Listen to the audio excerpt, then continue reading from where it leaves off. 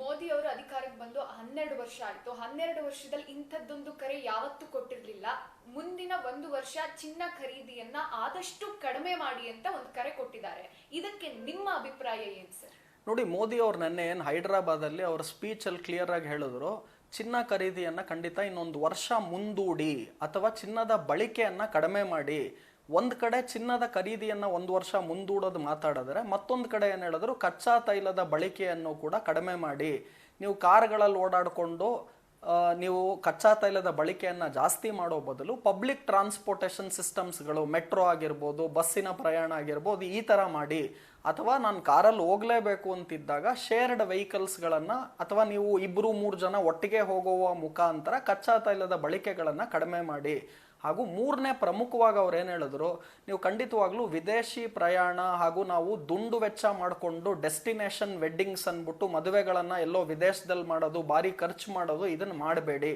ಏನಕ್ಕಿದು ಎಲ್ಲ ಹೇಳ್ತಾ ಇದ್ದಾರೆ ಅಂದರೆ, ಒಂದೇ ಪ್ರಮುಖ ಕಾರಣ ಏನು ಅಂದರೆ, ರೂಪಾಯಿನ ಮೌಲ್ಯ ಕುಸಿತ ಆಗ್ತಾ ಇದೆ.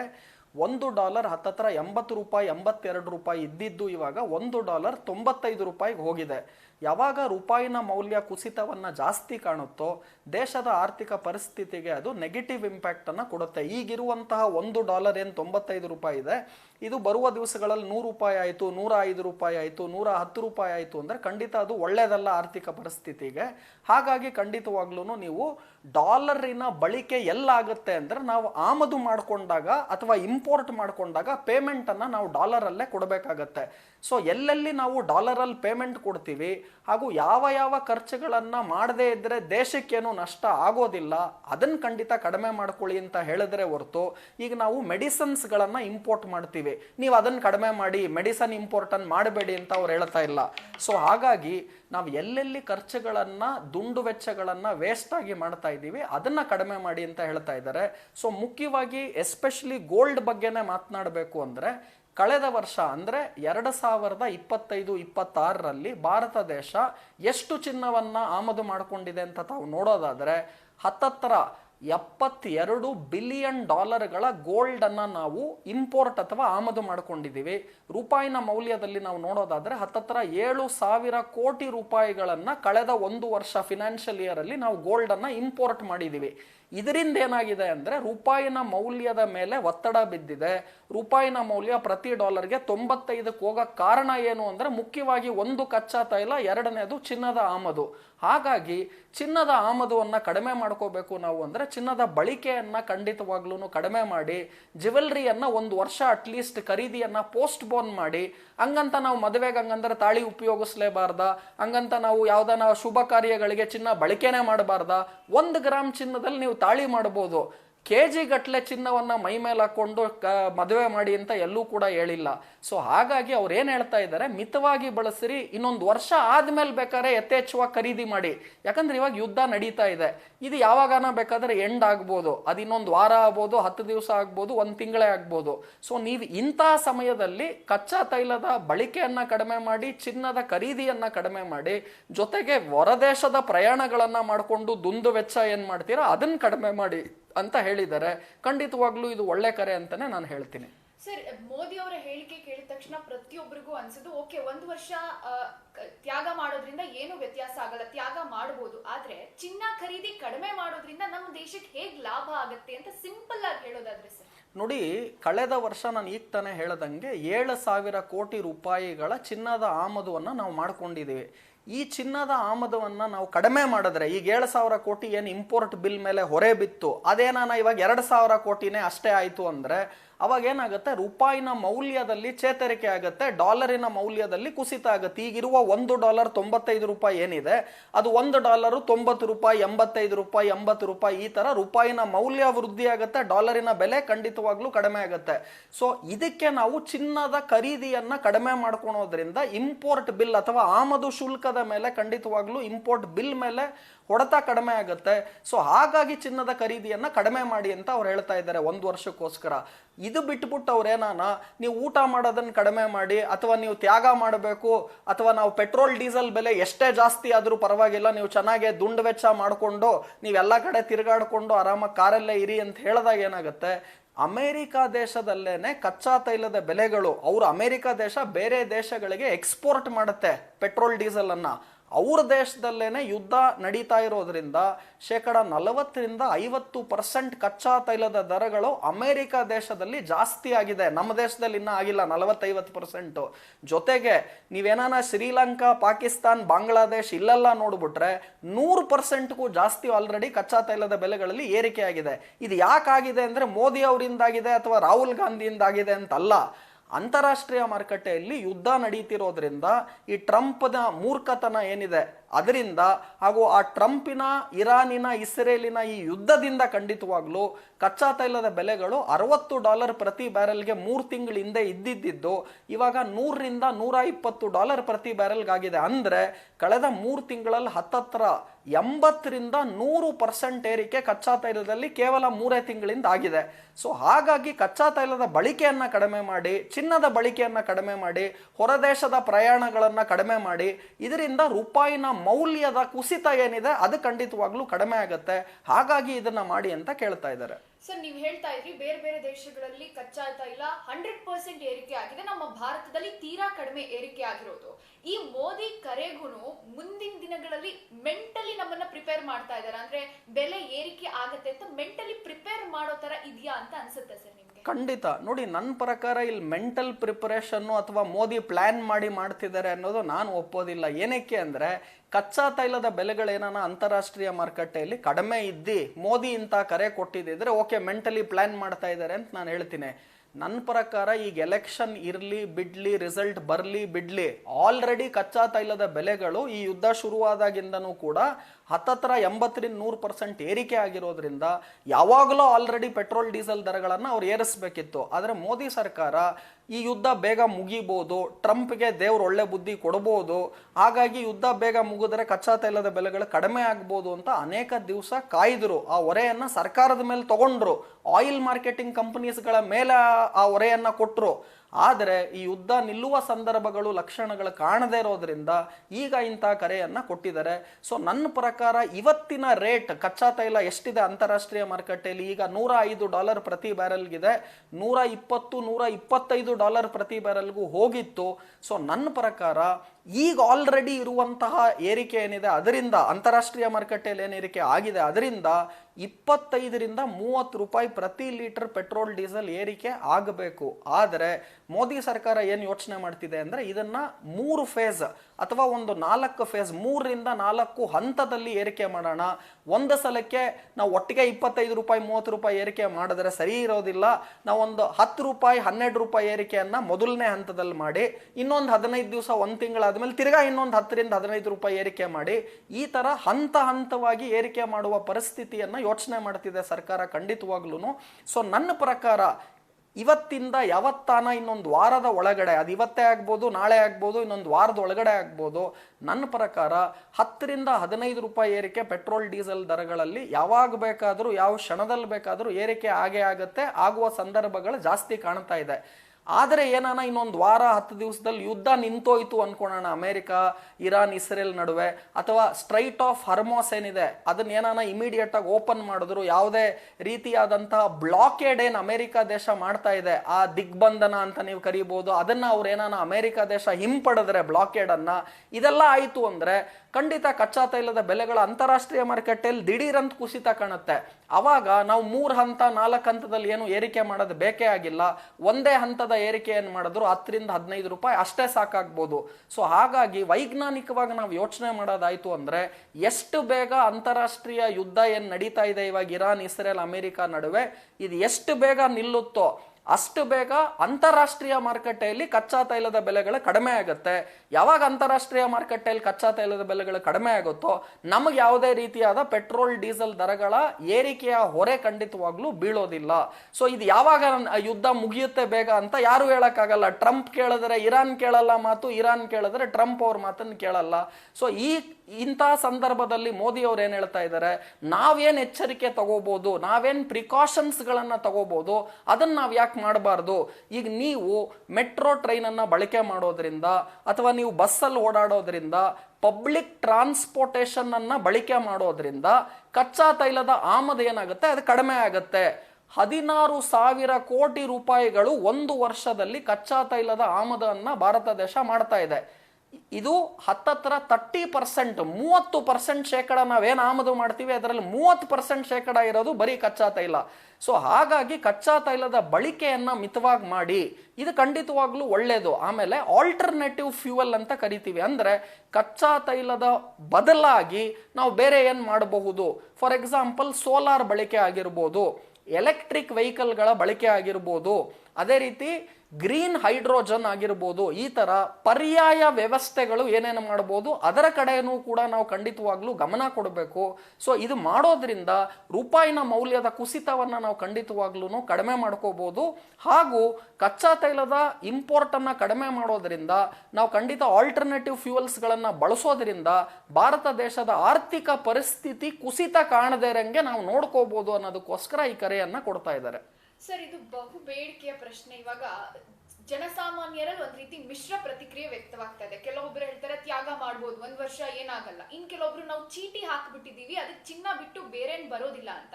ಈ ಸೇವಿಂಗ್ಸ್, ಚಿನ್ನ ಅಂದ್ರೆ ನಮ್ಮ ಪ್ರಕಾರ ಸೇವಿಂಗ್ಸ್. ಸೊ ಚಿನ್ನ ಹೊರತುಪಡಿಸಿದ್ರೆ ಸೇವಿಂಗ್ಸ್ಗೆ ಪರ್ಯಾಯ ಮಾರ್ಗ ಏನಿರ್ಬೋದು ಸರ್? ನೋಡಿ, ಮೊದಲನೇದಾಗಿ ನಮ್ಮಲ್ಲಿರುವಂತಹ 140ರಿಂದ 145 ಕೋಟಿ ಜನಸಂಖ್ಯೆ ಇದೆ. ಅದರಲ್ಲಿ ಚಿನ್ನ ಖರೀದಿ ಮಾಡೋರು ಎಷ್ಟು ಜನ ಅಂದ್ರೆ ತುಂಬಾ ಕಡಿಮೆ ಜನ. ಯಾಕೆ ಅಂದ್ರೆ ಇವತ್ತು ಕೂಡ ಭಾರತ ದೇಶದಲ್ಲಿ ಈ ಜನಸಾಮಾನ್ಯರಿಗೆ ಇವತ್ತು 2 ಹೊತ್ತು ಊಟ, ಬಟ್ಟೆ, ಒಂದು ಮನೆ ಇದ್ರೆ ಸಾಕಾಗಿದೆ. ಈ ಚಿನ್ನ ಖರೀದಿ ಮಾಡುವ ಪ್ರಮಾಣ ಅಥವಾ ಅವ್ರು ತಗೊಳೋವ್ರ ಪ್ರಮಾಣ ಏನಿದೆ ಅದು ಖಂಡಿತ 145 ಕೋಟಿ ಜನಸಂಖ್ಯೆಗೆ ಕಡಿಮೆನೇ ಇದೆ. ಮೋದಿ ಏನ್ ಹೇಳ್ತಿದ್ದಾರೆ, ಇನ್ನೊಂದು ವರ್ಷ ಖಂಡಿತವಾಗ್ಲೂ ಚಿನ್ನದ ಖರೀದಿಯನ್ನ ಪೋಸ್ಟ್ ಬೋನ್ ಮಾಡ್ಕೊಳ್ಳಿ, 1 ವರ್ಷ ಆದ್ಮೇಲೆ ನೀವು ಖರೀದಿ ಮಾಡಿ, ಅದೇನ್ ಮಾಡ್ತೀರೋ ನೀವು. ಈಗ ಯಥೇಚ್ಛವಾಗಿ ತಗೋಬೇಡಿ, ಎಷ್ಟು ಬೇಕೋ ಅಷ್ಟು ತಗೊಳ್ಳಿ. ಒಂದ್ ಮದುವೆಗೆ ಒಂದು ತಾಳಿ ಬೇಕು, ಅದು ತಗೊಳ್ಳಿ ಚಿನ್ನದಲ್ಲೇನೆ. ಹಂಗನ್ಬಿಟ್ಟು ನೀವು ಯಥೇಚ್ಛವಾಗಿ ಈ ಚಿನ್ನ ಖರೀದಿ ಮಾಡೋದು ಈ ಸಮಯದಲ್ಲಿ ಮಾಡಬೇಡಿ. ಅದು ಮಾಡಿದ್ರೆ ರೂಪಾಯಿನ ಮೌಲ್ಯ ಕುಸಿತ ಆಗುತ್ತೆ, ಅದರಿಂದ ಆರ್ಥಿಕ ಪರಿಸ್ಥಿತಿಗೆ ಹೊಡೆತ ಬೀಳುತ್ತೆ ಅಂತ ಹೇಳ್ತಿದ್ದಾರೆ. ಸೊ ಜನ ಏನ್ ಮಾಡ್ಬೋದು, ನಾವು ಇನ್ವೆಸ್ಟ್ಮೆಂಟು, ನಾವು ಚೀಟಿ ಹಾಕ್ತಿದೀವಿ, ತಿಂಗಳು ಕಟ್ತಾ ಇದೀವಿ, ಅದು ಕಟ್ಕೊಂಡೋಗಿ ಹೊಸ ಚೀಟಿಗಳನ್ನ ಹಾಕೋಣಕ್ ಹೋಗ್ಬೇಡಿ ಇವಾಗ ಅಂತ ಹೇಳ್ತಾ ಇದ್ದಾರೆ. ಮದುವೆ ಮಾಡ್ತೀವಿ ಸರ್, ನಾವು ಗೃಹ ಪ್ರವೇಶ ಮಾಡ್ತೀವಿ ಸರ್, ನಾವು ಅಕ್ಷಯ ತೃತೀಯ ಮಾಡ್ತೀವಿ, 1 ಗ್ರಾಮ್ ಚಿನ್ನ ತಗೊಂತೀವಿ ಅಂದ್ರೆ ತೋಳಿ, KG ಗಟ್ಲೆ ತಗೋಬೇಡಿ, ಗ್ರಾಮ್ ಗಟ್ಲೆ ತಗೋಬೇಡಿ ಅಂತ ಅವ್ರು ಹೇಳ್ತಾ ಇದ್ದಾರೆ ಅಷ್ಟೇ. ಆಮೇಲೆ ಇದಕ್ಕೆ ಪರ್ಯಾಯವಾಗಿ ನಾವೇನ್ ಮಾಡ್ಬೋದು, ಆಯ್ತು ಬ್ಯಾಂಕ್ ಡೆಪಾಸಿಟ್ಸ್ ಗಳಲ್ಲಿ ಹೂಡಿಕೆ ಮಾಡಿ, ಮ್ಯೂಚುವಲ್ ಫಂಡ್ಗಳಲ್ಲಿ ಹೂಡಿಕೆ ಮಾಡಿ, ರಿಯಲ್ ಎಸ್ಟೇಟ್ ಅಲ್ಲಿ ಹೂಡಿಕೆ ಮಾಡಿ, ಶೇರ್ಸ್ ಗಳಲ್ಲಿ ಹೂಡಿಕೆ ಮಾಡಿ. So with in India investment ಮಾಡಿ ಅಂತ ಹೇಳ್ತಿದ್ದಾರೆ. ಮೋದಿ ಏನ್ ಹೇಳಿದ್ರು ಅಂದ್ರೆ ವಿದೇಶಿ ಪ್ರಯಾಣ ಮಾಡಬೇಡಿ. ಯಾಕಂದ್ರೆ ನೀವು ವಿದೇಶಿ ಪ್ರಯಾಣ ಮಾಡಬೇಕು ಅಂದ್ರೆ ಡಾಲರ್ಗಳಲ್ಲಿ ಪೇಮೆಂಟ್ ಮಾಡಬೇಕು. ನಾನು ಸ್ವಿಟ್ಜರ್ಲ್ಯಾಂಡ್ಗೆ ಹೋಗ್ತೀನಿ, ಮೊರಿಷಿಯಸ್ಗೆ ಹೋಗ್ತೀನಿ, ನಾನು ದುಬೈಗೆ ಹೋಗ್ತೀನಿ ಅನ್ನೋ ಬದಲು ನೀವು ಇಲ್ಲೇ ಭಾರತ ದೇಶದಲ್ಲೂ ಕೂಡ ಸ್ವಿಟ್ಜರ್ಲ್ಯಾಂಡ್ ಇದೆ, ಇಲ್ಲೇ ಭಾರತ ದೇಶದಲ್ಲೂ ಕೂಡ ಮೊರಿಷಿಯಸ್ ಇದೆ, ಅಲ್ಲಿ ಪ್ರಯಾಣ ಮಾಡಿ. ನೀವು ಭಾರತ ದೇಶದಲ್ಲಿ ಎಷ್ಟೇ ಟೂರ್ ಮಾಡಿದ್ರು ಕೂಡ, ಪ್ರಯಾಣ ಮಾಡಿದ್ರು ಕೂಡ ನೀವು ಪೇಮೆಂಟ್ ಅನ್ನ ರೂಪಾಯಿನ ಮೌಲ್ಯದಲ್ಲೇ ಕೊಡ್ತೀರಾ. ನೀವು ಅದೇ ವಿದೇಶಿ ಪ್ರಯಾಣ ಮಾಡ್ತೀರಾ ಅಂದ್ರೆ ಎಲ್ಲಾ ಪೇಮೆಂಟ್ ಅನ್ನ ಡಾಲರ್ಗಳಲ್ಲಿ ಪೇಮೆಂಟ್ ಮಾಡಬೇಕಾಗತ್ತೆ. ಸೊ ನನ್ನ ಪ್ರಕಾರ ಇದು ಕೂಡ ಒಳ್ಳೆ ಕರೆ ಅಂತ ಹೇಳ್ತಾ ಇದ್ದೀನಿ. ಅದು ಇವಾಗ ಯುದ್ಧ ನಡೀತಿರೋದ್ರಿಂದ ನಾನು ದುಬೈಗೆ ಹೋಗ್ತೀನಿ, ನಾನು ಅಲ್ಲಿ ಹೋಗ್ತೀನಿ, ಇಲ್ಲಿ ಹೋಗ್ತೀನಿ ವಿದೇಶಕ್ಕೆ ಅಂದ್ರೆ ಅಲ್ಲೆಲ್ಲೂ ಸೇಫ್ಟಿನೂ ಇಲ್ಲ. ಟ್ರಂಪ್ ಯಾವಾಗ ನಿಮ್ಮ ತಲೆ ಮೇಲೆ ಬಾಂಬ್ ಹಾಕ್ತಾನೆ ಅನ್ನೋದು ನಮಗೆ ಗೊತ್ತಾಗಲ್ಲ. ಹಾಗಾಗಿ ಭಾರತ ದೇಶದಲ್ಲೇ ಇರಿ, ಸೇಫ್ ಆಗಿದೆ, ಭಾರತ ದೇಶದಲ್ಲೇ ಪ್ರಯಾಣ ಮಾಡಿ, ಸೇಫ್ಟಿ ಚೆನ್ನಾಗಿದೆ, ನಮ್ಮ ಸೈನಿಕರು ನಮ್ಮನ್ನ ಚೆನ್ನಾಗಿ ಕಾಪಾಡಿದ್ದಾರೆ. ಸೊ ಹಾಗಾಗಿ ವಿದೇಶಿ ಪ್ರಯಾಣವನ್ನ ಇವಾಗ ಮಾಡಬೇಡಿ, ಅದಕ್ಕೆಲ್ಲ ಡಾಲರಲ್ಲಿ ಪೇಮೆಂಟ್ ಮಾಡಬೇಕಾಗತ್ತೆ. ಅದ್ರ ಬದಲು ರೂಪಾಯಿನ ಬಳಕೆಯನ್ನ ಜಾಸ್ತಿ ಮಾಡಬೇಕು ಅಂದ್ರೆ ಪ್ರಯಾಣವನ್ನ ಬರೀ ಭಾರತ ದೇಶದಲ್ಲೇನೆ ಇಡ್ಕೊಳ್ಳಿ ಅಂತ ಹೇಳ್ತಾ ಇದ್ದಾರೆ. ಮೋದಿಯಲ್ಲೂ ಕೂಡ ಊಟ ಮಾಡಬೇಡಿ, ನೀವು ಉಪವಾಸ ಇರಿ ಅಂತ ಹೇಳಿಲ್ಲ. ಚಿನ್ನ ಖರೀದಿಯನ್ನ 1 ವರ್ಷಕ್ಕೆ ಮುಂದೂಡಿ, ಕಡಿಮೆ ಖರೀದಿ ಮಾಡಿ, ಯಥೇಚ್ಛವಾಗಿ ಬೇಡದೇ ಇರೋ ವಿಚಾರಗಳಿಗೋಸ್ಕರವಾಗಿ ಖರೀದಿಗಳನ್ನ ಮಾಡಬೇಡಿ. ಚಿನ್ನ ಒಂದೇ ಅಲ್ಲ, ಇನ್ನೊಂದು ವರ್ಷ ಹೂಡಿಕೆಗಳನ್ನ ಬ್ಯಾಂಕ್ ಡೆಪಾಸಿಟ್ಗಳಲ್ಲಿ ಮಾಡಿ, ಪೋಸ್ಟ್ ಆಫೀಸ್ ಡೆಪಾಸಿಟ್ಸ್ಗಳಲ್ಲಿ ಮಾಡಿ, ಬೇರೆ ಪರ್ಯಾಯ ವ್ಯವಸ್ಥೆಗಳನ್ನ ಮಾಡಿ ಅಂತ ಹೇಳ್ತಾ ಇದ್ದಾರೆ. ಯಾಕೆ ಅಂದ್ರೆ ಚಿನ್ನದ ಇನ್ವೆಸ್ಟ್ಮೆಂಟ್ ನೀವು ಮಾಡದಷ್ಟು ಕೂಡ ಗೋಲ್ಡ್ ಇಂಪೋರ್ಟ್ ಜಾಸ್ತಿ ಮಾಡಬೇಕಾಗತ್ತೆ ಭಾರತ ದೇಶ. ಆ ಗೋಲ್ಡ್ ಇಂಪೋರ್ಟ್ ಅಥವಾ ಗೋಲ್ಡ್ ಆಮದು ಏನ್ ಮಾಡ್ಕೊಂತೀರಾ ಅದಕ್ಕೆ ಪೇಮೆಂಟ್ ಅನ್ನ ಡಾಲರ್ ಅಲ್ಲೇ ಕೊಡಬೇಕಾಗತ್ತೆ. ಕಳೆದ ವರ್ಷ ಗೋಲ್ಡ್ ಇಂಪೋರ್ಟ್ ಎಷ್ಟಾಗಿದೆ ಅಂದ್ರೆ $72 ಬಿಲಿಯನ್ ಗೋಲ್ಡ್ ಇಂಪೋರ್ಟ್ ಅನ್ನ ಮಾಡಿದ್ದಾರೆ. ಅಂದ್ರೆ ಹತ್ತತ್ರ 7,000 ಕೋಟಿ ರೂಪಾಯಿಗಳ ಚಿನ್ನದ ಆಮದು ಕಳೆದ ವರ್ಷ 2025-26 ಆಗಿದೆ. ಇಷ್ಟೊಂದು ಗೋಲ್ಡ್ ಇಂಪೋರ್ಟ್ ನಾವು ಯಾಕೆ ಮಾಡಬೇಕು? ಅದರ ಬದಲಾಗಿ ಇನ್ನೊಂದು ಸ್ವಲ್ಪ ನಾವು ಗೋಲ್ಡ್ ಇಂಪೋರ್ಟ್ ಗಳನ್ನ ಕಡಿಮೆ ಮಾಡ್ಕೊಳೋದ್ರಿಂದ ರೂಪಾಯಿನ ಮೌಲ್ಯದಲ್ಲಿ ವೃದ್ಧಿ ಆಗತ್ತೆ. ಡಾಲರ್ ಬೆಲೆಗಳ ಏನ್ ವೃದ್ಧಿ, ರೂಪಾಯಿನ ಮೌಲ್ಯ ಕುಸಿತ ಏನಾಗ್ತಾ ಇದೆ ಅದನ್ನ ತಡೆಗಟ್ಟೋದಕ್ಕೋಸ್ಕರ ಇಂತಹ ನೀತಿಗಳು ಖಂಡಿತವಾಗ್ಲೂ ಬೇಕಾಗತ್ತೆ. ಸರ್, ಭಾರತ ಚಿನ್ನ ಖರೀದಿ ಮಾಡೋದ್ರಲ್ಲಿ ಮುಂಚೂಣಿ ದೇಶ. ಇದು ಈ ಒಂದು ಮೋದಿ ಅವರ ಕರೆ ಏನಾಗುತ್ತೆ, ಜಾಗತಿಕ ಮಟ್ಟದಲ್ಲಿ ಚಿನ್ನದ ಬೆಲೆಯಲ್ಲಿ ಏನಾದ್ರೂ ಏರುಪೇರಾಗುತ್ತಾ, ಏರಿಕೆ ಆಗುತ್ತಾ ಚಿನ್ನದ ಬೆಲೆ ಅಂತ? ನೋಡಿ, ಅನೇಕ ಜನ ಏನ್ ಅನ್ಕೊಂತಾರೆ ಅಂದ್ರೆ ಈ ತರ ಮೋದಿ ಕರೆ ಕೊಟ್ಟಿರೋದ್ರಿಂದ ಮುಂದಿನ ದಿನಗಳಲ್ಲಿ ದಿಢೀರ್ ಅಂತ ಚಿನ್ನ ಬೆಳ್ಳಿ ದರಗಳಲ್ಲಿ ಏರಿಕೆ ಆಗ್ಬಿಡುತ್ತೆ, ನಾವ್ ಇವಾಗ್ಲೇ ಹೋಗಿ ಖರೀದಿ ಮಾಡ್ಬಿಡೋಣ. ಇನ್ ಕೆಲವ್ರು ಏನ್ ಯೋಚನೆ ಮಾಡ್ತಾರೆ, ಪೆಟ್ರೋಲ್ ಡೀಸೆಲ್ ದರಗಳು ಕೂಡ ಇಮಿಡಿಯೇಟ್ ಆಗಿ ಏರಿಕೆ ಆಗ್ಬಿಡುತ್ತೆ, ಮೋದಿ ಅವರಿಂದ ಜನಸಾಮಾನ್ಯರಿಗೆ ಬರೆ ಬೀಳ್ತಾ ಇದೆ ಅಂತೆಲ್ಲರೂ ಕೂಡ ಮಾತಾಡ್ಬಿಟ್ಟು ಏನ್ ಮಾಡ್ಬಿಡ್ತಾರೆ, ಇಮಿಡಿಯೇಟ್ ಆಗಿ ಎಲ್ಲಾ ಪೆಟ್ರೋಲ್ ಡೀಸೆಲ್ ಗಳನ್ನ ಕ್ಯಾನ್ಗಳಲ್ಲಿ, ಬೈಕ್ಗಳಲ್ಲಿ, ಕಾರ್ಗಳಲ್ಲಿ ತುಂಬಿಸ್ಕೊಂಡ್ಬಿಡೋಣ ಅಂತ. ನಾವೇನ್ ಅರ್ಥ ಮಾಡ್ಕೋಬೇಕು, ನೀವು ಇದೆಲ್ಲ ತುಂಬಿಸಿದ್ರು ಕೂಡ ಒಂದು ಲಿಮಿಟ್, ಒಂದು ಕೆಪಾಸಿಟಿ ಅನ್ನೋದು ಇದ್ದೇ ಇರುತ್ತೆ. ಇದು ಮೋದಿ ಮಾಡಿರುವಂತಹ ಗೊಂದಲ ಅಲ್ಲ, ಅಂತಾರಾಷ್ಟ್ರೀಯ ಮಾರುಕಟ್ಟೆಯಲ್ಲಿ ಟ್ರಂಪು, ಇರಾನು, ಇಸ್ರೇಲು ಮಾಡಿರುವಂತಹ ಗೊಂದಲ. ಸೊ ಇಂತಹ ಸಮಯದಲ್ಲಿ ಇಡೀ ವಿಶ್ವವೇ ತತ್ತರಿಸಿ ಹೋಗಿದೆ ಈ ಯುದ್ಧದಿಂದ. ಭಾರತ ದೇಶ ಮಾತ್ರ ಅಲ್ಲ, ಇರಾನು, ಇಸ್ರೇಲು, ಅಮೆರಿಕ ನಡುವೆ ಯುದ್ಧ ಇದ್ರೂ ಕೂಡ ನಮ್ಮ ಮೇಲೆ ಯಾಕೆ ಎಫೆಕ್ಟ್ ಆಗ್ತಾ ಇದೆ ಅಂದ್ರೆ, ಕಚ್ಚಾ ತೈಲವನ್ನ ನಾವು ಆಮದು ಮಾಡ್ಕೊಂತೀವಿ. ಇವ್ರು 3 ಜನ ಕಿತ್ತಾಡೋದ್ರಿಂದ ಕಚ್ಚಾ ತೈಲದ ಬೆಲೆಗಳು ಏರಿಕೆ ಆಗಿದೆ. ಅದರಿಂದ ನಮಗೆ ಕಚ್ಚಾ ತೈಲದ ಬೆಲೆಗಳಲ್ಲಿ ಏರಿಕೆಯನ್ನ ನಾವು ಕಾಣ್ತಾ ಇದ್ದೀವಿ. ಆಮೇಲೆ ನಾಳೆ ಬೆಳಿಗ್ಗೆ ನಾವು ಪೆಟ್ರೋಲ್ ಡೀಸೆಲ್ ಬಳಕೆಯನ್ನು ಸಂಪೂರ್ಣವಾಗಿ ನಿಲ್ಲಿಸ್ಬಿಡೋಣ, ಎಲ್ಲರೂ electric vehicles, solar energy, hydrogen energy, LPG ಬಳಕೆ, ಈ ಥರ ನಾವು ಇಮಿಡಿಯೇಟ್ ಆಗಿ ಶಿಫ್ಟ್ ಆಗೋದಕ್ಕಾಗೋದಿಲ್ಲ. ಹಾಗೂ ಕೂಡ ನಾನು ಮೋದಿ ಸರ್ಕಾರಕ್ಕೂ ಏನು ಹೇಳ್ತಾ ಇದ್ದೀನಿ, ಖಂಡಿತವಾಗ್ಲೂ ನಮ್ಮ ದೇಶದಲ್ಲೇನೆ ಕೂಡ ಏನು ನಾವು ಎನರ್ಜಿಯನ್ನ ಜಾಸ್ತಿ ಪ್ರೊಡ್ಯೂಸ್ ಮಾಡ್ಬೋದು, ಅಥವಾ ಎಲ್ಲಿ ಸೃಷ್ಟಿ ನಮ್ಮ ದೇಶದಲ್ಲೇ ನಾವು ಸ್ವಾವಲಂಬನೆ ಆಗಬೇಕು, ಸೆಲ್ಫ್ ಡಿಪೆಂಡೆಂಟ್ ಆಗಬೇಕು ಅಂದ್ರೆ ಏನೇನು ಮಾಡಬೇಕು ಅದನ್ನು ಖಂಡಿತವಾಗ್ಲೂ ಮಾಡಲಿ. ಹಾಗೂ ಆಲ್ಟರ್ನೇಟಿವ್ ಫ್ಯೂಯಲ್ಸ್ಗಳಿದೆ, ಅದಕ್ಕೂ ಕೂಡ ಖಂಡಿತವಾಗ್ಲೂ ಒತ್ತನ್ನು ಈಗ ಆಲ್ರೆಡಿ ಕೊಡ್ತಾ ಇದ್ದಾರೆ, ಮುಂದಿನ ದಿನಗಳಲ್ಲಿ ಇನ್ನಷ್ಟು ಕೊಡಲಿ. ಹಾಗೂ ನಾನು ಬರೀ ಇಲ್ಲಿ ಮೋದಿ ಅವ್ರ ಬಗ್ಗೆ ಹೇಳಲ್ಲ, ರಾಹುಲ್ ಗಾಂಧಿ ಬಗ್ಗೆ ಹೇಳಲ್ಲ, ಎಲ್ಲರೂ ಕೂಡ ಕಚ್ಚಾ ತೈಲವನ್ನ ಮಿತವಾಗಿ ಬಳಸೋದ್ರಿಂದ ದೇಶಕ್ಕೆ ಅದು ಒಳ್ಳೆಯದು. ನೀವು ಜಾಸ್ತಿ ದುಡ್ಡನ್ನ ಉಳಿತಾಯ ಮಾಡ್ತೀರಾ, ಇದರಿಂದ ನಿಮ್ಮ ಫ್ಯಾಮಿಲಿ ಗ್ರೋ ಆಗೋದಕ್ಕೂ ಇದು ಕಾರಣ ಆಗತ್ತೆ. ಸೊ ಮೋದಿ ಅವರು ಈಗೇನು ಕರೆ ಕೊಡ್ತಿದ್ದಾರೆ ಅದನ್ನು ಪಾಲನೆ ಮಾಡಿದ್ರೆ ನಿಮಗೆ ಆರ್ಥಿಕ ಪರಿಸ್ಥಿತಿ ನಿಮಗೆ ಚೆನ್ನಾಗಾಗತ್ತೆ. ಇಲ್ಲ, ಪೆಟ್ರೋಲ್ ಡೀಸೆಲ್ ರೇಟ್ 150 ರೂಪಾಯಿ ಆಗಲಿ ಬಿಡು, 200 ರೂಪಾಯಿ ಆಗಲಿ ಬಿಡು, ನನಗೇನ ಬೇಕು, ನಾನು ನನ್ನ ಪಾಡಿಗೆ ಚಿನ್ನ ಖರೀದಿ ಮಾಡ್ಕೊಂಡು ಹೋಗ್ತೀನಿ, ಇಲ್ಲ ಮುಂದಿನ ಪೀಳಿಗೆಗೆ ಸಾಲದ ಹೊರೆ ಜಾಸ್ತಿ ಆಗಲಿ, ಮೋದಿ ಅವರು ವಿದೇಶಿಯಿಂದೆಲ್ಲ ಖಂಡಿತ ಸಾಲ ಮಾಡ್ಕೊಂಡ್ಬಿಟ್ಟು ಪೆಟ್ರೋಲ್ ಡೀಸೆಲ್ ರೇಟ್ಗಳು ಇಷ್ಟೇ ಇರಲಿ, ನಮ್ಮ ಮಕ್ಕಳು ಮೊಮ್ಮಕ್ಕಳಿಗೆ ತೊಂದರೆ ಆದರೂ ಮುಂದಿನ ಪೀಳಿಗೆಗೆ ಹಾಳಾದರೂ ಪರವಾಗಿಲ್ಲ, ನಾನು ಚೆನ್ನಾಗಿರ್ತೀನಿ ಅಂದರೆ ಆವಾಗ ನೀವು ಈ ಥರ ವಾದಗಳನ್ನು ಖಂಡಿತವಾಗ್ಲೂ ಮಾಡ್ಬೋದು. ಸೊ ನನ್ನ ಪ್ರಕಾರ ಈಗೇನು ಮೋದಿ ಕರೆ ಕೊಟ್ಟಿದ್ದಾರೆ ಇದು ಖಂಡಿತವಾಗ್ಲೂ ಒಂದು ಒಳ್ಳೆಯ ಇನಿಷಿಯೇಟಿವ್. ಇದಕ್ಕೆ ಎಲ್ಲರೂ ಕೂಡ ಕೈ ಜೋಡಿಸ್ಬಿಟ್ಟು ನಿಮ್ಮ ಆರ್ಥಿಕ ಪರಿಸ್ಥಿತಿಗೆ, ನಿಮ್ಮ ದೇಶದ ಸದೃಢತೆಗೆ ಇದನ್ನ ಮಾಡಿ ಅಂತ ಕೇಳ್ತಾ ಇದ್ದಾರೆ. ಸೊ ಮಾಡಿದ್ರೆ ಒಳ್ಳೆಯದು. ಇಲ್ಲ, ನಾನು ಮಾಡೋದಿಲ್ಲ, ನಾನು ಈಗ ಹೆಂಗಿದೆ ಹಂಗೆ ಮುಂದುವರಿಸ್ಕೊಂಡು ಹೋಗ್ತೀನಿ ಅಂದರೆ ಅದರಿಂದ ನಷ್ಟ ನಿಮಗೆ ಅನ್ನೋದನ್ನ ನಾನು ಹೇಳ್ತಾ ಇದ್ದೀನಿ. ಸೊ ಹಾಗಾಗಿ ಕಚ್ಚಾ ತೈಲದ ಬಳಕೆ ಮಿತವಾಗಿ ಮಾಡಿದಷ್ಟು ಒಳ್ಳೆಯದು. ಹಾಗೂ ಚಿನ್ನದ ಖರೀದಿಯನ್ನ ಕಡಿಮೆ ಮಾಡಿ ಇನ್ನೊಂದು ವರ್ಷಕ್ಕೆ, ಅಷ್ಟರೊಳಗಡೆ ಖಂಡಿತ ಯುದ್ಧ ನಿಂತೇ ನಿಲ್ಲುತ್ತೆ. ಹಾಗೂ ಅದರ ಜೊತೆಗೆ ಬೇರೆ ಪರ್ಯಾಯ ಇನ್ವೆಸ್ಟ್ಮೆಂಟ್ಸ್ಗಳು, ಈಗ ನಾನು ಹೇಳ್ದಂಗೆ bank deposit, post office deposits, mutual fund, share, real estate, ಈ ಥರ ಬೇರೆ ಕಡೆ ಖಂಡಿತವಾಗ್ಲೂ ಹೂಡಿಕೆಗಳನ್ನು ನೀವು ಮಾಡಬಹುದು. ಇದರಿಂದ ರೂಪಾಯಿನ ಮೌಲ್ಯ ಖಂಡಿತವಾಗ್ಲೂ ಅದೇನು ಕುಸಿತ ಕಾಣ್ತಾ ಇದೆ ಅದು ಕಡಿಮೆ ಆಗುತ್ತೆ. ಹಾಗೂ ವಿದೇಶಿ ಟೂರ್ಗಳನ್ನು ಮಾಡೋ ಬದಲು, ದುಂಡು ವೆಚ್ಚಗಳನ್ನು ಮಾಡೋ ಬದಲು ಭಾರತ ದೇಶವೇ ತುಂಬಾ ಚೆನ್ನಾಗಿರುವಂತಹ ಜಾಗಗಳಿದೆ, ಇಲ್ಲೇ ನೀವು ಪ್ರಯಾಣ ಮಾಡಿ. ಹಾಗಾಗಿ ಡಾಲರ್ ಬಳಕೆ ಕಡಿಮೆ ಆಗುತ್ತೆ. ಸೊ ವಿದೇಶಿ ಪ್ರಯಾಣ ಹಾಗೂ ಈ ದುಂಡು ವೆಚ್ಚ ಏನ್ ಮಾಡ್ತಿದ್ದೀರಾ ಅದನ್ನ ಖಂಡಿತ ಕಡಿಮೆ ಮಾಡೋದು ಒಳ್ಳೇದು ಅಂತ ಮೋದಿ ಕರೆ ಕೊಟ್ಟಿದ್ದಾರೆ. ಸರ್, ಒಂದು ಮೋದಿ ಹೇಳಿಕೆ ಒಂದ್ ಕಡೆ ಇಡೋಣ, ಮತ್ತೊಂದು ಭಾಗದಲ್ಲಿ ಚಿನ್ನ ಮಾರಾಟಗಾರರ ಪರಿಸ್ಥಿತಿಯನ್ನು ಕೂಡ ಯೋಚನೆ ಮಾಡಬೇಕು. ಅವ್ರದ್ದು ಬಿಸ್ನೆಸ್ ಇದೆ, ಅವರಿಗೆ ಕೇಂದ್ರ ಸರ್ಕಾರ ಯಾವ ರೀತಿ ಸಹಕಾರಿಯಾಗಿರ್ಬೇಕು ಅಂತ ಅನ್ಸುತ್ತೆ ಸರ್? ನೋಡಿ ಮೇಡಮ್, ಪ್ರತಿಯೊಂದು ನಿರ್ಧಾರಕ್ಕೆ ಅದರದೇ ಆದಂತಹ ಬೆನಿಫಿಟ್, ಅಡ್ವಾಂಟೇಜಸ್ಗಳಿರುತ್ತೆ, ಹಾಗೂ ಡ್ರಾಬ್ಯಾಕ್ ಮತ್ತೆ ಡಿಸ್ಅಡ್ವಾಂಟೇಜ್ಗಳು ಇರುತ್ತೆ. ಸೊ ಈಗ ಮೋದಿ ಈ ತರ ಕರೆ ಕೊಟ್ಟಾಗ ಚಿನ್ನದ ವ್ಯಾಪಾರಿಗಳಿಗೆ ಇದು ನೆಗೆಟಿವ್ ಎಫೆಕ್ಟ್ ಅಂದ್ರೆ ಖಂಡಿತ ನೆಗೆಟಿವ್ ಎಫೆಕ್ಟ್. ಈಗ ಅಲ್ಲಿ ಅನೇಕ ಜನ ಅಕ್ಸಾಲಿಗರಿದ್ದಾರೆ, ಚಿನ್ನ ಕೆಲಸ ಮಾಡೋರು ಇದ್ದಾರೆ, ಅವ್ರಿಗೆಲ್ಲ ಇದರಿಂದ ಹೊಡೆತ ಬೀಳುತ್ತಾ, ಖಂಡಿತ ಒಂಚೂರು ಹೊಡೆತ ಬೀಳುತ್ತೆ. ಆದರೆ ದೇಶಕ್ಕೋಸ್ಕರ ಅವರು ಇದನ್ನ ತಗೋಬೇಕು ಅಂತಲೂ ಕೂಡ ನಾನು ಹೇಳ್ತಾ ಇದ್ದೀನಿ. ಆದರೆ ಇನ್ನೊಂದು ಮಾತು ಕೂಡ ಹೇಳ್ತೀನಿ, ಕಳೆದ 1.5-2 ವರ್ಷದಲ್ಲಿ ಚಿನ್ನ ಬೆಳ್ಳಿ ಎಲ್ಲ ವ್ಯಾಪಾರಿಗಳು ಚೆನ್ನಾಗಿ ದುಡ್ಡು ಮಾಡಿದ್ದಾರೆ. ಯಾಕಂದ್ರೆ 150-200% ಏರಿಕೆ ಚಿನ್ನ ಬೆಳ್ಳಿಯಲ್ಲಿ ಆಗಿದೆ ಕಳೆದ 1.5-2 ವರ್ಷದಲ್ಲಿ. ಅಷ್ಟೊಂದು ಅವ್ರು ದುಡ್ಡು ಮಾಡಿದ ಮೇಲೆ ಒಂಚೂರು ಹೊರೆಯನ್ನ ಇವಾಗ ತಗೊಂಡ್ಲಿ. ಈಗ ನಾನು ಕೂಡ ಹೇಳ್ಬೋದು, ಇದೆಲ್ಲ ಮಾಡೋದ್ರಿಂದ ಶೇರ್ ಮಾರ್ಕೆಟ್ ಬೀಳ್ತಾ ಇದೆ, ನಮ್ಮ ಇಂಡಸ್ಟ್ರಿಗೂ ತುಂಬಾ ತೊಂದರೆ ಆಗ್ತಾ ಇದೆ, ಮೋದಿ ಮಾಡಿರೋದೆಲ್ಲ ತಪ್ಪು, ಇದರಿಂದ ಶೇರ್ ಮಾರ್ಕೆಟ್ ಬಿದ್ದೋಗಿರೋದ್ರಿಂದ ನಮಗ್ ಪ್ರಾಬ್ಲಮ್ ಆಗಿದೆ. ನೀವು ಆಲ್ರೆಡಿ ಅನೇಕ ಜನ ಚಿನ್ನ ಬೆಳ್ಳಿ ವ್ಯಾಪಾರಿಗಳು, ಶೇರ್ ಮಾರ್ಕೆಟ್ ಅವ್ರು ಚೆನ್ನಾಗಿ ದುಡ್ಡು ಮಾಡ್ಕೊಂಡಿದ್ದೀರಾ. ಇವತ್ತು ಸಾಮಾನ್ಯ ಜನಕ್ಕೋಸ್ಕರ ಈ ತರ ಮೋದಿ ಕರೆ ಕೊಟ್ಟಿರೋದ್ರಿಂದ ನಿಮ್ಗೊಂಚೂರು ದಿವಸ ಒಂಚೂರು ತೊಂದರೆ ಆಗುತ್ತೆ ಅಂದ್ರೆ ಖಂಡಿತ ಅದನ್ನು ತಗೊಳೋಣ. ಆಲ್ರೆಡಿ ಲಾಸ್ಟ್ 1.5-2 ವರ್ಷದಲ್ಲಿ 150%, 200% ಚಿನ್ನ ಬೆಳ್ಳಿ ರೇಟ್ ಮೇಲ್ಗಡೆ ಹೋದಾಗ ಎಲ್ಲಾ ಚಿನ್ನದ ವ್ಯಾಪಾರಿಗಳು ಚೆನ್ನಾಗಿ ದುಡ್ಡು ಮಾಡಿದ್ದಾರೆ. ಕೋವಿಡ್ ಆದ ನಂತರ ಶೇರ್ ಮಾರ್ಕೆಟ್ 3-4 ವರ್ಷ ಎಷ್ಟು ಚೆನ್ನಾಗಿ ಮೇಲೋಯ್ತು. ಎಲ್ಲ ಶೇರ್ ಮಾರ್ಕೆಟ್ ಅವಾಗ ಯಾರ್ಯಾರು ಕೋವಿಡ್ ಆದ ನಂತರ ಹೂಡಿಕೆ ಮಾಡಿದ್ರು ಅವರು ಚೆನ್ನಾಗಿ ದುಡ್ಡು ಮಾಡಿದ್ರು. ಈಗ ಒಂಚೂರು ದಿವಸ ನಿಮ್ಗೊಂಚೂರು ಹೊಡೆತ ಬೀಳ್ಬಹುದು. ಅದು ಖಂಡಿತ ಹಾಗೆ ಆಗುತ್ತೆ. ಎಲ್ಲರಿಗೂ ಕೂಡ ನಾವು ಬೆನಿಫಿಟ್ ಅನ್ನೇ ಕೊಡಬೇಕು ಅಂದ್ರೆ ಆತರ ಯಾವುದು ಸ್ಟ್ರಾಟಜಿಯನ್ನ ತಗೊಳೋದಕ್ಕೆ ಆಗೋದೇ ಇಲ್ಲ. ಹಾಗಾಗಿ ಖಂಡಿತ ಚಿನ್ನದ ವ್ಯಾಪಾರಿಗಳಿಗೆ ಒಂಚೂರು ಪೆಟ್ಟು ಬೀಳುತ್ತೆ. ಶೇರ್ ಮಾರ್ಕೆಟ್ ಇವಾಗ ಈ ತರ ಬೀಳ್ತಾ ಇದೆ. ಬಜೆಟ್ ನಲ್ಲಿ ಸೆಕ್ಯೂರಿಟಿ ಟ್ರಾನ್ಸಾಕ್ಷನ್ ಟ್ಯಾಕ್ಸ್ ಅನ್ನ ಏರಿಕೆ ಮಾಡಿದ್ರು, ಅದರಿಂದ ಶೇರ್ ಮಾರ್ಕೆಟ್ ಬಿತ್ತು. ಅದರಿಂದ ಬಿತ್ತು ಶೇರ್ ಮಾರ್ಕೆಟ್ ಹೊಡ್ತಾ ಬಿತ್ತ ಅಂದ್ರೆ ಹೌದು, ಶೇರ್ ಮಾರ್ಕೆಟ್ ಅಲ್ಲಿ ಇರುವ ಬ್ರೋಕರ್ಸ್ ಗಳಾಗಿರ್ಬೋದು ಅಥವಾ ಅಲ್ಲಿ ಟ್ರೇಡಿಂಗ್ ಮಾಡೋರ್ಗೂ ಹೊಡ್ತಾ ಬಿತ್ತು. ದೇಶಕ್ಕೋಸ್ಕರ ನಾವು ಒಂಚೂರು ಹೊಡ್ತಾ ತಗೊಳೋದ್ರಿಂದ ಏನ್ ತೊಂದರೆ ಆಗೋದಿಲ್ಲ. ಜನಸಾಮಾನ್ಯರಿಗೆ ಇದರಿಂದ ಒಳ್ಳೇದಾಗ್ತಾ ಇದೆ. ಪೆಟ್ರೋಲ್ ಡೀಸೆಲ್ ದರಗಳಲ್ಲಿ ಭಾರಿ ಪ್ರಮಾಣದ ಏರಿಕೆ ಆಗ್ಲಿಲ್ಲ. ಅಮೆರಿಕ ದೇಶದಲ್ಲಿ 50% ಏರಿಕೆ ಪೆಟ್ರೋಲ್ ಡೀಸೆಲ್ ಅಲ್ಲಿ ಈಗ ಆಲ್ರೆಡಿ ಆಗೋಗಿದೆ. ಪಾಕಿಸ್ತಾನ, ನೀವು ಅಫ್ಘಾನಿಸ್ತಾನ, ಬಾಂಗ್ಲಾದೇಶ, ಶ್ರೀಲಂಕಾ ಎಲ್ಲ ತಗೊಂಡ್ರೆ 100-200% ಇನ್ಕ್ರೀಸ್ ಆಗಿದೆ.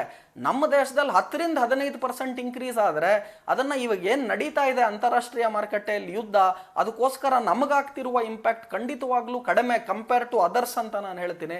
ಸೊ ಹಾಗಾಗಿ ಚಿನ್ನದ ವ್ಯಾಪಾರಿಗೆ ಒಂಚೂರು ತೊಂದರೆ ಆಗತ್ತೆ. ಇದರಿಂದ ಆಗ್ಲಿ, ದೇಶಕ್ಕೋಸ್ಕರ ಇಷ್ಟು ಸ್ಯಾಕ್ರಿಫೈಸ್ ಅನ್ನ ನೀವು ಮಾಡಿ ಕಳೆದ 2 ವರ್ಷದಲ್ಲಿ ಅನೇಕ ಚಿನ್ನದ ವ್ಯಾಪಾರಿಗಳು ತುಂಬಾ ದುಡ್ಡು ಮಾಡಿದ್ದೀರಾ. ಅದನ್ನೊಂಚೂರು ಇದನ್ನ ಡೊನೇಷನ್ ಅಂತ ತಿಳ್ಕೊಳ್ಳಿ ಇಂಥ ಟೈಮಲ್ಲಿ, ಅಥವಾ ಚಾರಿಟಿ ಅಂತ ತಿಳ್ಕೊಳ್ಳಿ. ಇಂಥ ಸಮಯದಲ್ಲಿ ಕೈ ಜೋಡಿಸೋದು ಒಳ್ಳೇದೇ ಹೊರತು ಈ ತರ ನೆಗೆಟಿವ್ ಆಗಿ ನಾವು ಇದರಿಂದ ಇಂಪ್ಯಾಕ್ಟ್ ಆಗೋಯ್ತು, ಮೋದಿ ಡಿಸಿಷನ್ ರಾಂಗು, ಈ ತರ ಮಾತಾಡೋದ್ರಿಂದ ನನ್ನ ಪ್ರಕಾರ ನೆಗೆಟಿವಿಟಿ ಆಗತ್ತೆ ಹೊರತು ಪ್ರಯೋಜನ ಏನು ಅದರಿಂದ ಆಗೋದಿಲ್ಲ.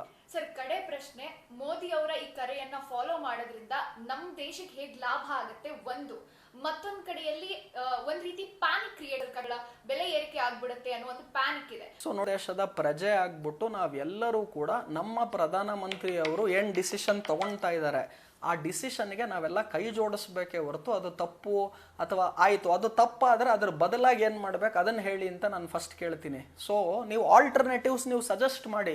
ನಾನು ಈಗ ತಾನೇ ಹೇಳ್ತಾ ಇದ್ದೆ, ಇವಾಗ ಬೇರೆ ಪಕ್ಷಗಳು ಏನು ಮಾಡಬೇಕು, ಫಸ್ಟ್ ಆಫ್ ಆಲ್ BJP ಪಕ್ಷ ಬರೀ ಮಾತನಾಡುತ್ತೆ, ಅವ್ರು ಯಾವುದೇ ರೀತಿಯಾದ ಇಂಪ್ಲಿಮೆಂಟೇಷನ್ ಮಾಡೋದಿಲ್ಲ, ಮಾದರಿಯಾಗಿ ನಿಲ್ಲೋದಿಲ್ಲ.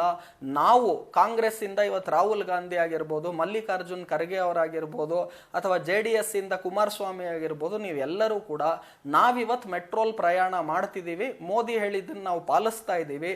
ಎಲ್ಲ BJP ಅವರು ನೀವು ಕೂಡ ಫಸ್ಟ್ ಮೆಟ್ರೋಲ್ ಓಡಾಡಿ, ಬರೀ ನೀವು ಮಾತಾಡೋದಲ್ಲ, ಭಾಷಣ ಕೊಡೋದಲ್ಲ, ನಾವು ಓಡಾಡ್ತಾ ಇದ್ದೀವಿ, ಇವಾಗ ನೀವು ಓಡಾಡಿ ಅಂದಾಗ ಅದು ಜನರಿಗೆ ಸ್ಫೂರ್ತಿ ಆಗತ್ತೆ, ಆ ಪಕ್ಷದವ್ರಿಗೂ ಕೂಡ ಸ್ಫೂರ್ತಿ ಆಗುತ್ತೆ, ಎಲ್ಲರೂ ಕೂಡ ಪಬ್ಲಿಕ್ ಟ್ರಾನ್ಸ್ಪೋರ್ಟೇಷನ್ ಸಿಸ್ಟಮ್ ಅಲ್ಲಿ ಓಡಾಡ್ತಾರೆ. ಸೊ ಈ ವಿಪಕ್ಷದವರು ಕೂಡ ಖಂಡಿತವಾಗ್ಲೂ ನೀವು ಅವ್ರಿಗೆ ಮಾದರಿಯಾಗಿ ನಾವು ಈ ತರ ಮಾಡ್ತೀವಿ ನೀವು ಮಾಡಿ, ಇದು ಮಾಡೋದ್ರಿಂದ ಕಚ್ಚಾ ತೈಲದ ಬಳಕೆ ಮಿತವಾಗತ್ತೆ. ಪಬ್ಲಿಕ್ ಟ್ರಾನ್ಸ್ಪೋರ್ಟೇಷನ್ ಬಳಸೋದ್ರಿಂದ ನಮಗೆ ಡಾಲರಿನ ಮೌಲ್ಯದಲ್ಲಿ ಏನಿವಾಗ ವೃದ್ಧಿ, ರೂಪಾಯಿನ ಮೌಲ್ಯದ ಕುಸಿತ ಆಗ್ತಿದೆ, ಅದನ್ನ ತಡೆಗಟ್ಟೋದಕ್ಕೆ ಕಾರಣ ಆಗುತ್ತೆ. ಎರಡನೇದಾಗಿ ಸಿಂಪಲ್ ಮದುವೆಗಳನ್ನ ಪೊಲಿಟಿಕಲ್ ಪಾರ್ಟಿಯಲ್ಲಿ ನೀವು ಕಾಂಗ್ರೆಸ್, JDS, ಆಪೋಸಿಷನ್ ಪಾರ್ಟಿ ಏನಿದಾರಲ್ಲ, ನಿಮ್ಮ ಮಕ್ಕಳ ಮದುವೆ ಅಥವಾ ನಿಮ್ಮ ಸಂಬಂಧದವ್ರದ್ದು ಮದುವೆ, ಗೃಹಪ್ರವೇಶ ಏನೋ ಮಾಡಿದಾಗ ನೀವು ಸಿಂಪಲ್ ಮದುವೆ ಮಾಡಿ ಅವ್ರಿಗೆ ಮಾದರಿಯಾಗಿ ಹೇಳಿ, ನೋಡಿ ನಾವು ಮಾಡ್ತಾ ಇದ್ದೀವಿ, ನೀವ್ ಯಾಕೆ ಮಾಡ್ತಾ ಇಲ್ಲ ಅಂತ ನೀವು ಕೇಳಿ BJP ಅವ್ರನ್ನ. ಅದರ ಜೊತೆಗೆ ವಿದೇಶಿ ಪ್ರಯಾಣ, ಫಾರಿನ್ ಟೂರ್, ಅಲ್ಲೋದ್ರು ಇಲ್ಲೋದ್ರು ಅಂತ ಅವ್ರು ಏನಾನ ಮಿಸ್ಟೇಕ್ ಮಾಡಿದಾಗ BJP ಅವರು, ನೀವು ಆಪೋಸಿಷನ್ ಅವ್ರಿಗೆ ನಿಮ್ಗೆ ಸಂಪೂರ್ಣವಾಗಿ ಅಧಿಕಾರ ಇದೆ, ಅವ್ರಿಗೆ ತೋರಿಸಿ ಕಿವಿ ಮಾತೇಳಿ. ನೀವು ಒಂದ್ ಕಡೆ ಮೋದಿ ಹೇಳ್ತಾರೆ ವಿದೇಶಿ ಪ್ರಯಾಣ ಮಾಡಬೇಡಿ ಅಂತ, ಎಲ್ಲ BJP ಪೊಲಿಟಿಷಿಯನ್ಸ್ ಎಷ್ಟೊಂದು ಜನ ವಿದೇಶಿ ಪ್ರಯಾಣ ಮಾಡ್ತಿದ್ದಾರೆ, ಇದು ತಪ್ಪು ಅನ್ನೋದನ್ನ ನೀವು ಹೇಳಿ. ಆ ಮುಖಾಂತರವಾಗಿ ಕಾಂಗ್ರೆಸ್ಸು ಚೆನ್ನಾಗಿ ಒಳ್ಳೆ ಪೊಲಿಟಿಕಲ್ ಪಾರ್ಟಿ, ಅದೇ ರೀತಿ JDS ಒಳ್ಳೆ ಪೊಲಿಟಿಕಲ್ ಪಾರ್ಟಿ ಅಂತ ನೀವು ಇಂಪ್ಲಿಮೆಂಟ್ ಮಾಡಿ, ಮಾದರಿ ಮಾಡಿ ತೋರಿಸಿ. ಅದರ ಜೊತೆಗೆ ಈಗ ಮೋದಿ ಅವರು ಇಷ್ಟು ಹೇಳಿದ್ದಾರೆ, ಇದು ಬಿಟ್ಟಿನ್ನ ಅನೇಕ ವಿಚಾರಗಳನ್ನ ಮಾಡುವ ಮುಖಾಂತರ ಜನಸಾಮಾನ್ಯರಿಗೆ ಒಳ್ಳೇದಾಗತ್ತೆ. ಬರೀ ನಾವು ಚಿನ್ನ ಖರೀದಿ ಮಾಡೋದನ್ನ ಕಡಿಮೆ ಮಾಡಿಬಿಟ್ರೆ, ಕಚ್ಚಾ ತೈಲದ ಬಳಕೆ ಕಡಿಮೆ ಮಾಡಿಬಿಟ್ರೆ, ಅಥವಾ ನಾವು ವಿದೇಶಿ ಪ್ರಯಾಣ ಕಡಿಮೆ ಮಾಡಿಬಿಟ್ರೆ ಆಗೋದಿಲ್ಲ. ಇದು ಮಾಡಿ, ಇದ್ರ ಜೊತೆಗೆ ಇನ್ನ ಏನೇನು ಮಾಡಬಹುದು ಅದನ್ನ ನೀವು ಐಡೆಂಟಿಫೈ ಮಾಡಿ. ನೀವು ನನಗೆ ಕೇಳಿದ್ರೆ ನಾನು ಇನ್ನ ಮೆಷರ್ಸ್ಗಳನ್ನು ಬೇಕಾದ್ರೆ ಇನ್ನೊಂದು 10 ಮೆಷರ್ ಹೇಳ್ತೀನಿ, ಇದು ಬಿಟ್ಟು ಇನ್ನೇನೇನು ಮಾಡಿದ್ರೆ ಒಳ್ಳೇದಾಗತ್ತೆ ಅನ್ನೋದನ್ನ ಹೇಳ್ತೀನಿ. ಅದನ್ನ ನೀವು ತೋರಿಸ್ಕೊಡಿ. ಮಾಡುವ ಮುಖಾಂತರ ಈ ತರ ನೀವು ಖಂಡಿತ ಅವಾಗ ಜನ ಏನ್ ಹೇಳ್ತಾರೆ, ವೆರಿ ಗುಡ್ ಅಪ್ಪ, ನಮ್ಮ ಆಪೋಸಿಷನ್ ಪಾರ್ಟಿ ಅವರು ಸ್ಟ್ರಾಂಗ್ ಆಗಿದ್ದಾರೆ, ಅವರು ಮಾಧುರಿಯಾಗಿ ಬಿಜೆಪಿ ಅವರು ತೋರಿಸ್ತಾ ಇದ್ದಾರೆ ಈ ತರ ಮಾಡಿ ಅಂತ ಜನರು ಕೂಡ ನಿಮ್ ಪಾರ್ಟಿನ ಕಾಂಗ್ರೆಸ್ ಅನ್ನ JDS ಅನ್ನ ಖಂಡಿತವಾಗ್ಲೂ ಇಷ್ಟ ಬೀಳ್ತಾರೆ. ಸೊ ಅದು ಬಿಟ್ಬಿಟ್ಟು ಮೋದಿ ಅವ್ರು ಏನೇ ಹೇಳಿದ್ರು ಅವ್ರು ಮಾಡ್ತಿರೋ ತಪ್ಪು ಆಯ್ತು, ಅವ್ರು ಮಾಡ್ತಿರೋ ತಪ್ಪಾದ್ರೆ ಸರಿ ಏನು ಅಂತ ಹೇಳಿ ನೀವು ಮಾದರಿಯಾಗಿ ಅವ್ರಿಗೆ, ಆಮೇಲೆ ಅವ್ರು ನಿಮ್ಮನ್ನು ಫಾಲೋ ಮಾಡ್ತಾರೆ. ಸೊ ಹಾಗಾಗಿ ಇಲ್ಲಿ ನಮಗೆ ಬೆಕ್ಕು ಇಲಿಯನ್ನ ಹಿಡಿಬೇಕು, ನನಗೆ ಬೆಕ್ಕು ಬಿಳಿಬೇಕೋ ಕರಿಬೇಕೋ ಮುಖ್ಯ ಅಲ್ಲ, ಬೆಕ್ಕು ಇಲಿ ಹಿಡಿಬೇಕು. ಇಲಿ ಅಂದ್ರೇನು? ಕರಪ್ಷನ್ನು. ನಮ್ಮ ದೇಶ ಮುಂದುವರಿಬೇಕು, ಸಾಮಾನ್ಯ ಜನರಿಗೆ ಬೆನಿಫಿಟ್ ಆಗಬೇಕು, ಪ್ರಜೆಗಳಿಗೆ ಒಳ್ಳೇದಾಗಬೇಕು. ಈ ಕೆಲಸವನ್ನ ರಾಹುಲ್ ಗಾಂಧಿ ಮಾಡಲಿ, ದೇವೇಗೌಡರು ಮಾಡಲಿ, ಕುಮಾರಸ್ವಾಮಿ ಮಾಡಲಿ, ಮೋದಿ ಮಾಡಲಿ, ಅದನ್ನು ನಾನು ಖಂಡಿತವಾಗ್ಲೂ ಅಪ್ರಿಷಿಯೇಟ್ ಮಾಡ್ತೀನಿ. ಸೊ ಪೊಲಿಟಿಕಲ್ ಪಾರ್ಟಿ ಇಂಥ ಟೈಮಲ್ಲಿ ನೀವು ಪೊಲಿಟಿಕಲ್ ಫೈಟಲ್ಲಿ ಇರೋ ಬದಲು ದೇಶಕ್ಕೋಸ್ಕರ ನಾವೇನು ಮಾಡ್ಬೋದು, ಸಾಮಾನ್ಯ ಜನರಿಗೋಸ್ಕರ ಏನು ಮಾಡ್ಬೋದು ಅದರ ಕಡೆ ಲಕ್ಷ್ಯ ಕೊಡಿ. ಹಾಗೂ ಬರೀ ಮಾತನಾಡೋದಲ್ಲ, ನೀವು ಮಾದರಿಯಾಗಿ ಅದನ್ನ ಫಾಲೋ ಮಾಡಿ.